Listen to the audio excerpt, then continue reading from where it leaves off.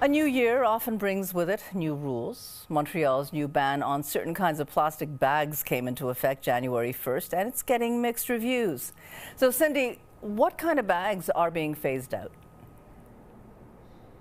Well, the technical term is microns. So what they're talking about is they've banned bags that are a thickness of less than 50 microns. Those are the bags that we're all used to getting in our grocery stores that are strong enough to carry your groceries to the car, but you could eventually poke your finger through. They're very lightweight bags. Those will now be banned, although it will be phased in. And why are they so bad? Well, they're extremely lightweight, so they pollute terribly. We see them catch in trees. They clog waterways and sewers and litter the ground. They are also ingested by animals, so they are polluting, they are damaging, they can also be dangerous to wildlife, and so they are really problematic, and those are going to be eliminated. Although we will still be able to get the lightweight bags that are used to wrap meat products or separate produce from meat, for example. Those very lightweight bags will be allowed for hygienic purposes, and we will still also be allowed to get in stores heavier plastic bags. So we might start seeing in grocery stores slightly thicker plastic bags, and we still will be able to get the kind of bags. If you go to a shoe store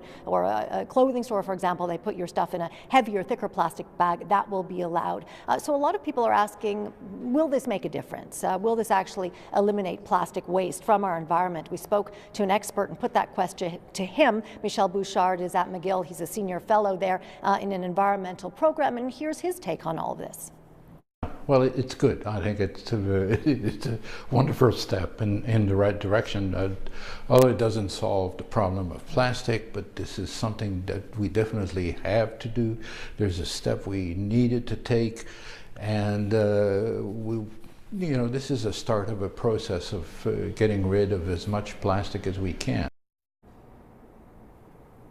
Now, some want this to be an outright ban on all plastics, but he said it's important not to vilify plastic. It's an incredibly useful material, but it is important to eliminate the damaging kinds of plastic. But he sees it really as a mindset, Matsumi. It's the psychology of it, and he thinks by going in this gradual manner, we'll all become more adapted and used to using all the reusable bags that many of us have now in our cars and our cupboards. We are going to go to a grocery store downtown. I spoke to a manager there, and he says one of the big problems is there's a lot of confusion because this is being phased in gradually, so you still will be able to obtain those thinner plastic bags until their stock runs out. So we'll take a look at how consumers are coping, and we'll have more for you at 6.